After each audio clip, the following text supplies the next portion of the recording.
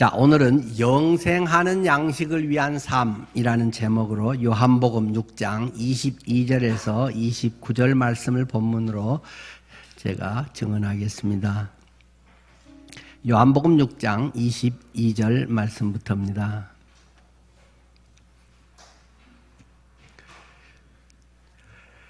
이튿날 바다 건너편에 서 있던 무리가 배 한 척 외에 다른 배가 거기 없는 것과 또 어제 예수께서 제자들과 함께 그 배에 오르지 아니하시고 제자들만 가는 것을 보았더니, 그러나 디베리아에서 배들이 주께서 축사하신 후 여럿이 떡 먹던 그곳에 가까이 왔더라.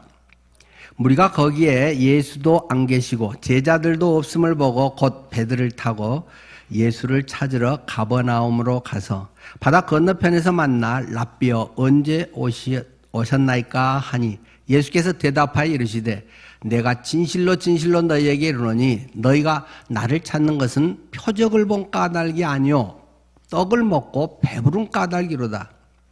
썩을 양식을 위하여 일하지 말고 영생하도록 있는 양식을 위하여 하라.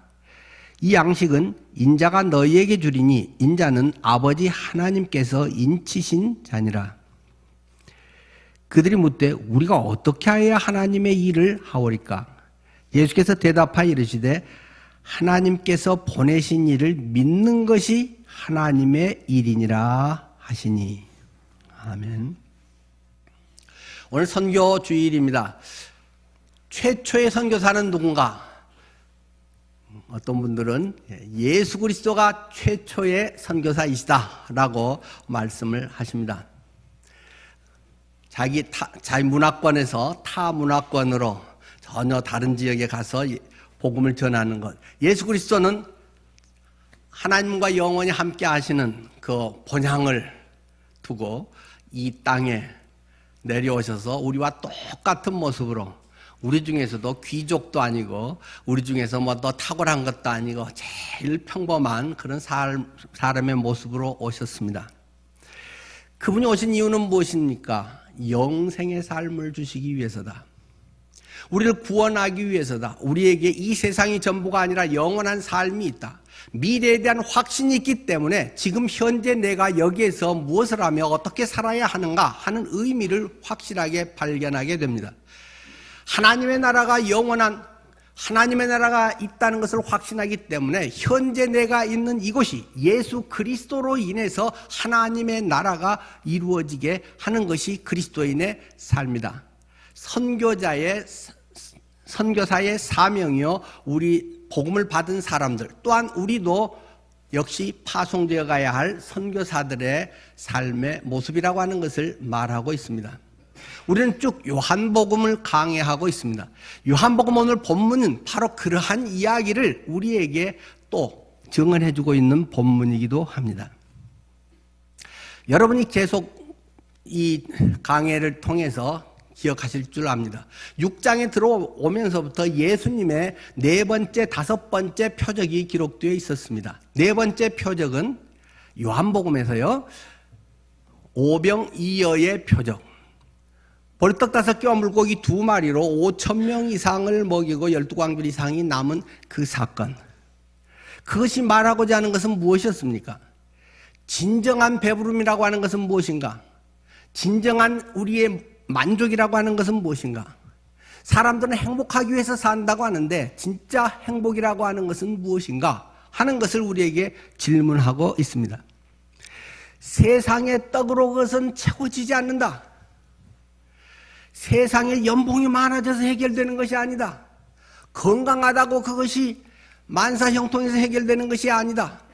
사람이 떡으로만 사는 것이 아니요 하나님의 입에서 나오는 모든 말씀으로 살 것이다. 모세로 인하여 만나가 주어지고 그들은 만나를 먹었지만 광야에서 다 죽었다.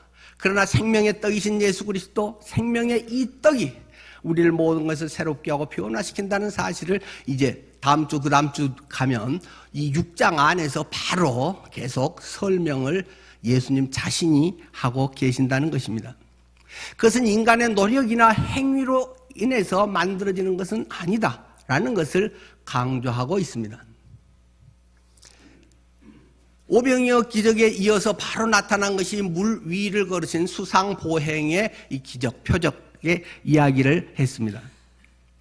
그들이 큰 풍랑에 만나서 어찌할 수 없는 설상가상의 그러한 고난 속에 있을 때 예수님이 그들에게 찾아오셔서 거기 표적의 마지막에 있는 구절이 우리에게 심각하게 이야기하고 있는 내용은 무엇입니까? 예수님이 배에 타시자 곧 가버나움에 이르니라. 다른 복음서와도 다르게 예수님이 거기 타시자, 물론 잠잠해졌고 곧이라는 굉장히 의미 있는 부사를 거기에 심고 있다는 것입니다. 즉시, 배가 즉시 가버나움에 바로 닿아버렸다. 거기서 계속 말하고 싶은 것은 우리의 율법적인, 우리의 인간의 행위와 우리의 노력에 의해서가 아니라 전적인 하나님의 은혜에 의해서 예수 그리스도의 십자가 그리고 부활의 공로, 그 역사 안에서 우리는 그 안에 들어갈 때 하나님의 엄청난 역사가 단번에 영원히 우리의 것으로 됐고, 그것이 구원의 은혜의 출발일 뿐만 아니라 우리의 모든 삶에서도 동일한 하나님의 원리를 갖고 있다는 것을 요한은 지금 말하고 싶은 것입니다. 자, 오늘 본문을 다시금 살펴보도록 하겠습니다. 22절입니다. 이튿날 바다 건너편에 있던 무리가, 그러니까 베세다죠. 거기에 있던 무리가 배 한 척 외에 다른 배가 거기 없는 것과 또 어제 예수께서 제자들과 함께 그 배에 안 타고 예수님은 산으로 가셨는데 제자들만 가는 거 보았더니 23절에 그러나 디베리아에서 배들이 예수께서 축사하신 후 여럿이 떡 먹던 그곳에 가까이 왔더라. 얼마나 이런 소식은 빠른지, 기적의 사건, 엄청난 대박 사건에 사람들은 기가 막히게 소식이 빠르다는 것입니다. 주식을 투자했습니다.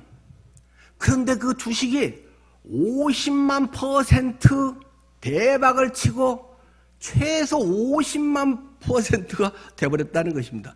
보리떡 5개, 물고기 2마리, 도시락 하나인데 최소 남자 장정만 5천 명 이상이 먹고 뭐 한 1, 2만 명은 충분히 되는 그 사람들이 먹고 남았다는 것입니다. 이런 경제 대통령이 어디 있겠습니까? 한 1000%만 남는다고 그래도 다 투자할 것 같은데 50만 %, 뭐 100만 % 막 이상들이 나는 것에 사람들이 가만히 있겠습니까? 쫓아왔다는 것입니다. 어디서 쫓아왔어요? 오늘 본문에 보니까 디베리아. 지난번도 말씀드렸듯이 이 갈릴리 지역의 그 왼쪽 지역에서 제일 큰 도시가 티베리아입니다. 지금도 그대로 티베리아라고 있고요. 거기서 이 건너편, 대각선 쪽의 건너편에 베세다로 배를, 복수로 배들이라고 되어 있죠. 여러 척의 배들이 거기서 소문을 들은 사람들이 베세다에서 어제 그런 대박 사건이 있었대. 거기다 투자했더니 이렇게 엄청 대박 났대. 하고는 막 전부 몰렸다라는 말입니다. 그러나 디베리아에서 배들이 주께서 축사하신 후 여럿이 떡 먹던 그곳에 가까이 왔더라. 그런데 가까이 왔는데 예수님이 없더라는 말이죠. 예수도 안 계시고 제자들도 없고 꼭 배들을 차고 이제 예수를 찾으러 막 사람들이 돌아다녔다는 것이죠. 그래서 예수가 가버나움에 있대라는 이제 소식을 듣게 되는 거죠. 많은 사람들이 예수님을 찾기 위해서 나름대로 정보를 동원하고 추측을 하고 애를 써가면서 열심히 예수를 찾아다니긴 합니다. 그런데 왜? 찾아서 뭐 하려고? 예수 만나면 뭐 어쩌려고 그래? 좀 그걸 성경은 이야기하고 싶은 것이죠. 그 목적이 자신들의 유익을 위해서, 자신의 필요 충족을 위해서 예수를 이렇게 기쓰고 지금 찾으러 돌아다니고 있다라는 말씀을 하는 것입니다. 그래서 드디어 역시 지성이면 감천인지 하여튼 감이 1000개가 막 떨어졌어요. 바다 건너편에서 만나 가버나움이라고 하는 곳에서 예수님을 딱 만나서 이제 질문을 했죠. 랍비요, 선생님이요, 언제 여기 오셨어요? 어제 갈 때도 안 계셨다겠는데. 뭐 밤에 그런 수상보행의 이런 표적 사건이 뭐 짐작이나 할 수 있겠습니까? 그러니까 예수님이 이렇게 대답을 합니다. 조금 예수님은 쌀쌀맞은 데가 좀 있으세요. 예수께서 대답하여 이르시되 내가 진실로 진실로 너희에게 이르노니 너희가 나를 찾는 것은 표적을 본 까닭이 아니요 떡을 먹고 배부른 까닭이로다. 우리가 이렇게 하고 갔는데 없어갖고 이렇게 또 오고 막 얼마나 애써갖고 이렇게 겨우겨우 찾았는 줄 아세요? 하고 막 나름대로 이제 더 반갑기도 하고 여러 가지 목표를 이룰 것 같아서 엄청 기대를 하고 예수께 와서 질문했는데 예수님은 그래 니들이 여기 왔는데 온 목적을 내가 다 들여다보고 있지 니들이 표적을 보고 온 거 아니야 이런 말씀을 하십니다. 무슨 말인가요? 요한복음에는 특별히 표적이라고 하는 단어에 굉장히 의미를 두고 있다. 다른 어떤 책보다도 다른 책에도 표적이라는 단어가 몇 번 나옵니다. 표적이라고 하는 건 지난번 말씀드렸듯이 무슨 표가 되는 안내판이란 말입니다. 저기서 차를 타고 오는데 늘 푸른 교회 하고 간판 안내판이 붙어 있습니다. 거기에 딱 내려가지고 예배해야지 이런 사람 아무도 없잖아요. 여기가 늘 푸른 교회구나. 이쪽으로 들어가면 예배당이네. 그것은 늘 푸른 교회당이 있다는 것을 안내해주는 표란 말입니다. 이런 오병이어의 사건이나 예수님이 물 위를 걸어오신 사건은 그분이 그냥 4대 성인의 한 사람이라든가 뭐 훌륭한 분이나 뭐 명언 제족이라든가 이런 정도가 아니고 하나님이시네 하는 것을 보여주는 맛배기 샘플 그것을 표적이라 이야기를 하는 것입니다.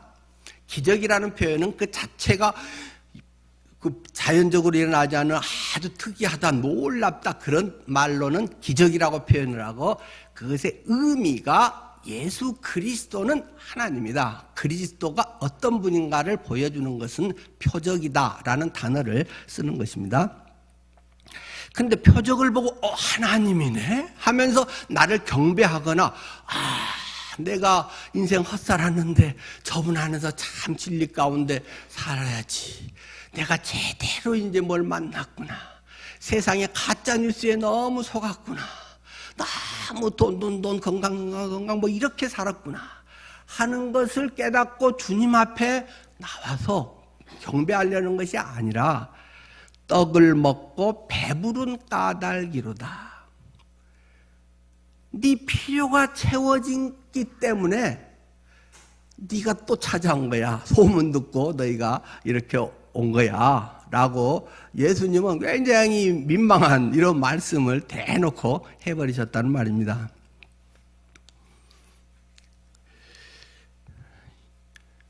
여러분이 예수 그리스도를 믿는 이유는 무엇입니까?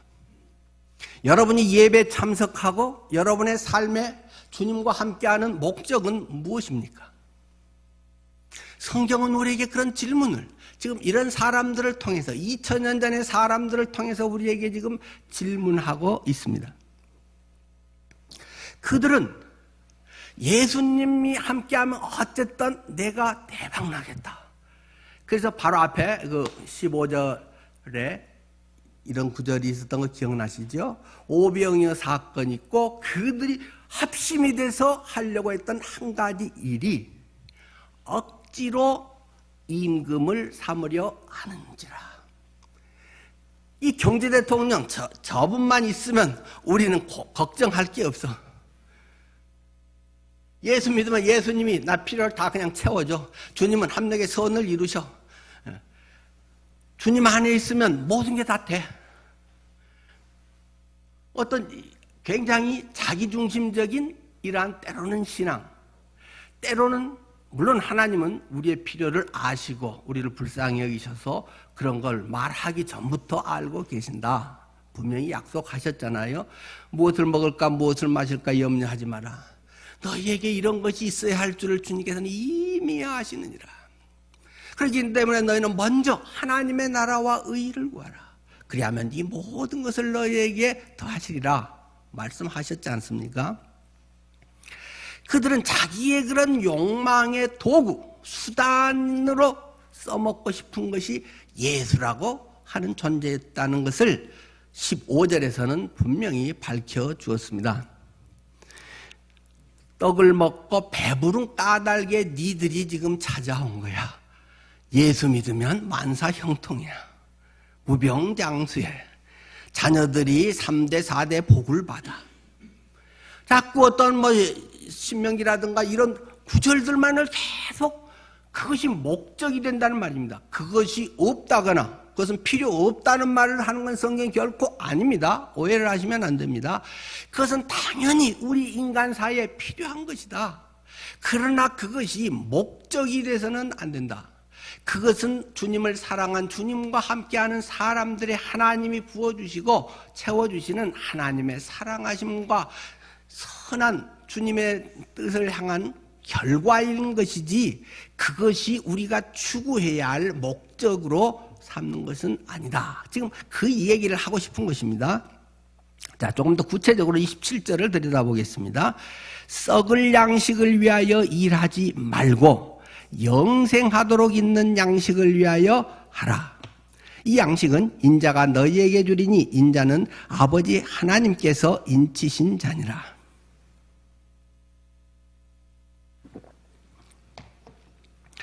앞에 먼저는 썩을 양식을 위하여 일하지 말라고 이야기합니다. 여러분은 일하시잖아요. 무엇을 위해서 일하십니까? 썩을 양식을 위해서 하지 말라고 했는데 그러면 썩을 양식은 무엇입니까? 썩을 양식과 영생하도록 있는 양식이 서로 그 대구 대조가 돼서 여기 나타나 있는데 영생하도록 있는 양식은 무엇이고 썩을 양식은 무엇입니까? 썩을 양식은 우리가 여기서 먹고 사는 매일 세 끼 먹고 또는 직장에 나가서 돈 벌어갖고 내 필요한 거 사고 또 사회에서 어느 지위를 갖고 뭘 하고 세상의 부귀라든가 단지 이것을 상징하는 용어로만 하는 것일까요? 만약에 그렇다면 여러분은 지금 직장 다 때려쳐야 됩니다. 생계를 위해서 하는 모든 것을 하면 안 됩니다. 왜요? 써져 있잖아요.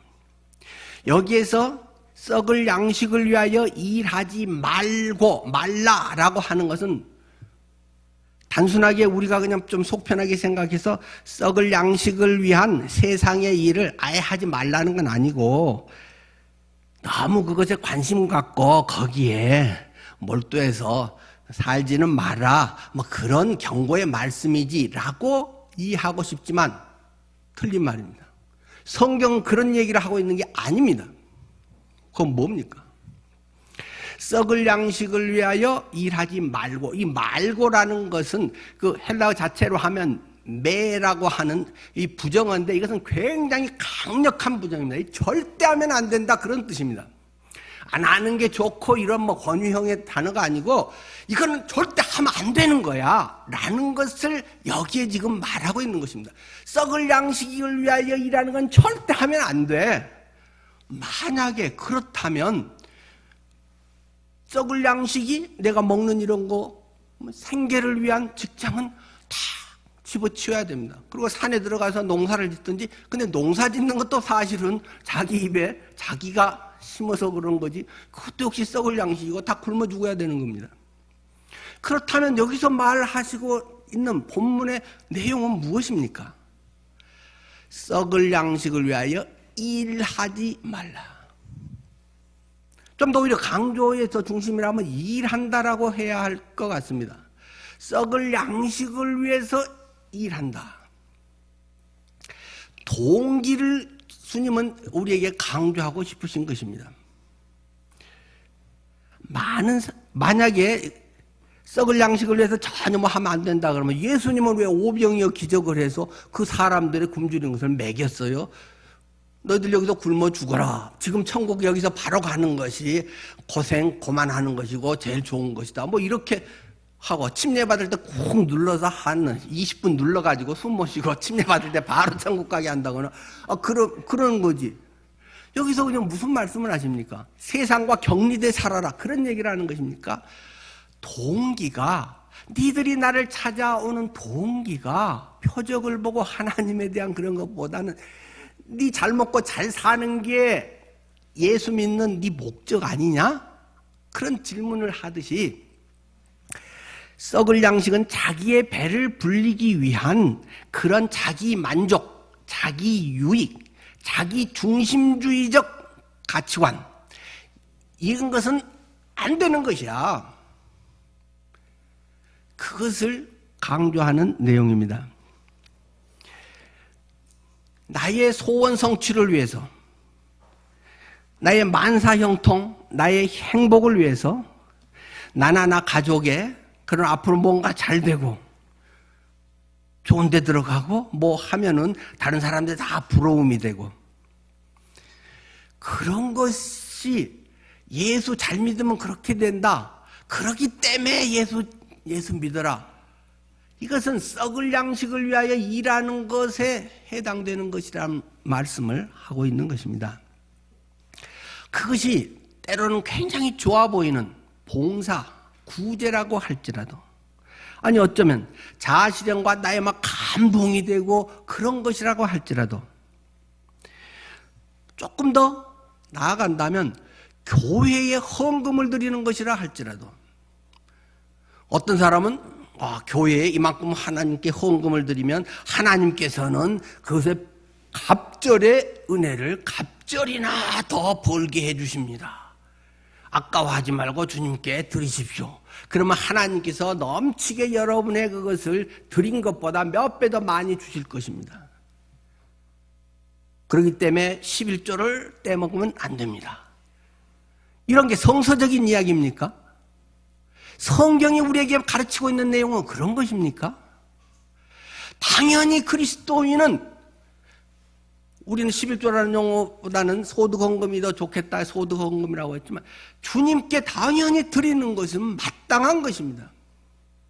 하나님께서 내게 이렇게 할 수 있도록 여건을 마련하시고 일할 수 있게 하시고 건강도 주시고 모든 상황들을 주관해 주시고 하나님께 기꺼이 드리는 것은 당연한 성도의 마음입니다. 그러나 안 하면 하나님께서 뭐 사고 나고 아프게 해가지고 그거 이상으로 병원비 더 들게 하고 뭐 고생시켜가지고 기어코 뺏어가고 그런 하나님이 결코 아니라는 것을 성경은 수없이 우리에게 강조하고 있습니다. 혹시라도 우리 성도님들 중에 헌금을 내가 이렇게 많이 했으니까 하나님이 더 돈을 많이 잘 벌게 해줄게. 그러면 앞으로 헌금 안 해도 됩니다, 여러분. 그것은 괜히 착각하고 자기를 속이고 있는 것입니다. 우리 교회 같이 뭐 헌금에 이름도 안 쓰는데 누가 했든 안 했든 알 게 뭐예요? 하나님 앞에 진실하게 감사와 사랑의 표현과 이것이 주님을 드러내는 어떤 증거의 표현이 물질로는 헌금으로 드리는 것이고 시간을 드리는 것이고 예수가 나의 주인이라는 사실을 우리가 사람들 앞에 나의 돈 들여 시간 들여 그분을 드러내는 하나의 방법일 뿐입니다. 그러니까 우리가 주님에서 뭐 때로는 예배도 안 하면 이 시간 참석 안 하면 다른 그 시간에 뭐 사고가 나니까 예배는 하고 가야지. 그래서 예배하는 것 아니잖아요. 심하게 오바를 하면 선교도 제일 희생하는 것이 선교고 다른 사람들이 선교사라고 하면 와 헌신하고 대단하고 어떻게 그렇게 하셨어요? 막 믿음이 좋다고 존경하고 목사가 되면 막 와 주님의 종으로 만약에 그런 게 듣기 좋아서 그런 것이 내 마음에서 나도 목사야 나도 선교사야 이런 것이면 당장 그만두는 것이 도와주는 일입니다. 왜요? 마음을 보기 때문에. 하나님은 내가 껍데기로 뭘 얼마를 했습니다가 아니라 네가 예수 그리스도의 사랑에 감격해서 나 같은 것을 구원해 주신 예수 그리스도 그 보혈의 공로 그 인간의 힘으로 도저히 어찌할 수 없는 내 속을 파고 청문회를 하나님 앞에서 해보면 고개도 들 수 없는 나 같은 존재를 하나님은 그토록 사랑하셔서 독생자 예수를 나를 위해 찢어 죽이신 사랑을 알면 알수록 내 마음이 주님 앞에, 내가 주님 앞에 뭐 했단 말을 어떻게 할 수 있겠습니까? 주님, 불쌍히 여겨주십시오. 내 평생에 뭘 했다고 어떻게 주님의 그 은혜에 갚을 수 있겠단 말입니까?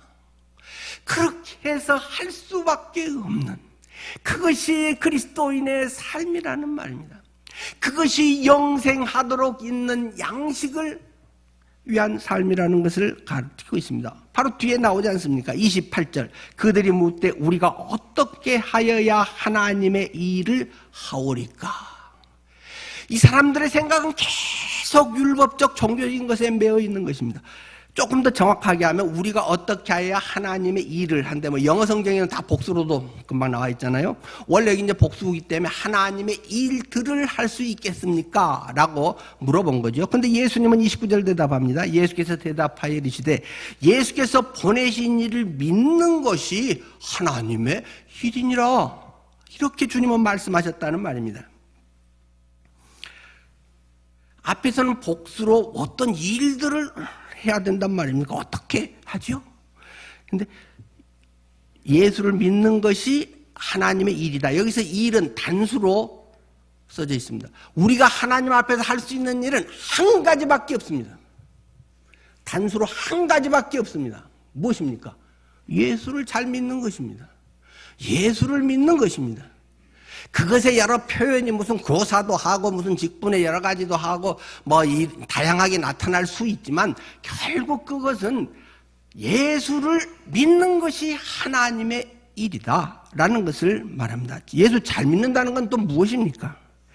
하나님께서 주신 믿음을 잘 발휘하며 사는 것이 예수 잘 믿는 것입니다. 주님께서는 우리가 예수님을 믿을 때, 때로는 믿고자 할 때 하나님께서 믿음을 우리 속에 부어주십니다. 그래서 그 하나님의 주시는 믿음으로 인해서 우리 속에 움직여지게 되는 것이죠. 그래서 우리가 일을 하게 되는데 그게 하나님의 일이다. 하나님이 하는 일이어야 하나님의 일이지, 내가 열심과 노력으로 뭔가를 요거 해봐야지 해가지고 하는 건 인간의 일이다. 내가 열심히 한 일일 뿐이라는 것입니다. 하나님의 일, 그것은 성령께서, 하나님께서 믿음을 우리에게 불어넣어 주셨는데 하나님의 믿음으로, 은혜로 우리의 눈이 띄게 됐는데 하나님의 구원의 은총을 받아서 그것이 내 속에 움직여져서 감동되며 그것이 뭔가로 이렇게 나타나는 것이 하나님의 일이라는 말입니다. 하나님이 내 속에서 나를 통해서 하셨기 때문에 하나님의 일인 거지, 교회에서 뭐 하면 하나님의 일이고 직장이나 밖에서 하면 그냥 세상 일이고 그렇지 않다라는 것입니다. 조금 더 구체적으로는요, 그렇기 때문에 우리가 가난하다, 아프다, 때로는 별 볼 일 없는 직장에 다닌다, 뭔가가 부족하다, 이런 상황에서도 그리스도인은 기죽지 않고 쌩쌩한 것입니다. 하나님의 자녀답게 아프면 아프지만은, 불편하기는 하지만은, 어디 대학이나 직장에 떨어지면 떨어진 것이지 그것이 나의 신앙하고 무슨 관계가 있습니까? 우리 자녀가 불합격한 것하고 하나님이 나를 안 사랑한 것하고 무슨 관계가 있습니까? 하나님이 사랑하면 내가 원하는 것 다 대박 터져야 하나님이 나를 사랑하시는 겁니까? 자녀가 원하면 여러분은 다 자녀가 원하는 것 다 해줍니까? 조금 상스러운 표현으로 우리 속담에 오냐 자식 호로 자식 된다, 그런 속담이 있잖아요. 오냐 괜찮아 지멋대로가 된단 말입니다. 하나님을 경외할 줄 알아야 되고 우선순위가 무언 줄 알아야 되고, 그래서 아빠 엄마에게 뭐 있으면 아빠 하나 주라 그러면 여기 하고 딱 줘야지, 싫어하고 내 지 다 먹고 이제 먹기 싫으면 먹어 이 갖다 주면 괘씸한 자식, 그런 거 아니겠어요? 우리의 원하는 게 다 되면 큰일 납니다. 하나님의 뜻을 이루기 위한 하나님이, 나를 나보다 더 잘 아시는 그분이 나를 챙기시고 나를 위해서 죽기까지 했는데, 나를 위해서 죽어주신 그분이 뭐 가까워서 뭘 안 들어주고 밀당을 하겠냐? 네 사람들하고 그러는 것이다. 목적은 계속 내 유익, 내 중심적인 거, 내 잘되고, 그러면 뭐 폼되고 나가서 뭐 힘주고 뭐지 자랑이나 하고 이런 것이 아니라, 어려울 때도 당당하게 예수 믿는 사람을 드러내는 것이 예수 잘 믿는 것입니다. 왜요? 내 안에 주님이 계시기 때문에 세상 것이 부럽지 않다는 말입니다. 부러우면 지는 거다고 하잖아요. 뭐 조금 좀 끌적지근한 건 없지는 않지만은 진짜 부러운 건 아니잖아요. 먹고 마시는 것이 있으면 족한 줄로 여기라. 괜히 비교하고 남하고 뭐 누구 자식 이런 것들을 자꾸 하니까 자꾸 그것이 더 열불이 나게 되는 것이지, 네 속에 예수 그리스도가 참 주인이고 영생이 있음을 확신하고 부활의 확신이 네가 있다면, 지금 네가 열등감 갖고 막 안절부절 못하고 하는 게 진짜 그럴 일이냐? 주님은 우리에게 질문하십니다. 내가 네 속에 있지 않냐? 내가 열아들보다 귀하지 아니하냐? 주님은 우리에게 말씀하십니다. 그렇기 때문에 물론 잘 돼갖고 또 예수를 증거하는 것도 얼마나 그것도 좋겠습니까? 주님이 나를 통해서도 이런 일을 하시네요. 나는 생각도 못한 이런 일이, 주님 안에서 나는 그냥 맡겨진 일들을 그냥 해나갔을 뿐인데, 성실하게 늘 주님의 사랑하면서 했을 뿐인데 하나님이 나를 이렇게 국무총리가 되게 해주셨네요. 요셉의 간증 같은 거 얼마나 좋겠습니까? 그러나 그것도 내가 인내했더니 됐어, 그런 자기 자랑이 아니라 주님을 드러낼 수 있다면 잘 되는 것도 감사하고 못 되는 것도 그 문제가 아니라는 사실입니다. 그런 게 예수 잘 믿는 것이다. 그것이 하나님의 일을 하는 것이다. 물론 그것이 선교를 나가서 한다면 얼마나 더 좋겠습니까? 많은 더 사람들에게 이것을 영향을 준다면 얼마나 더 귀한 것이겠습니까? 여러분의 삶에 마지막 질문을 드립니다. 나는 썩을 양식을 위한 일을 하고 있는 것인가? 아니면 먹든지 마시든지 무엇을 하든지 하나님의 영광을 위하여 하라고 하는 하나님의 영생하는 양식을 위한 삶을 추구하며 살아가고 있는 것인가? 답해 보시기를 바랍니다. 기도하겠습니다.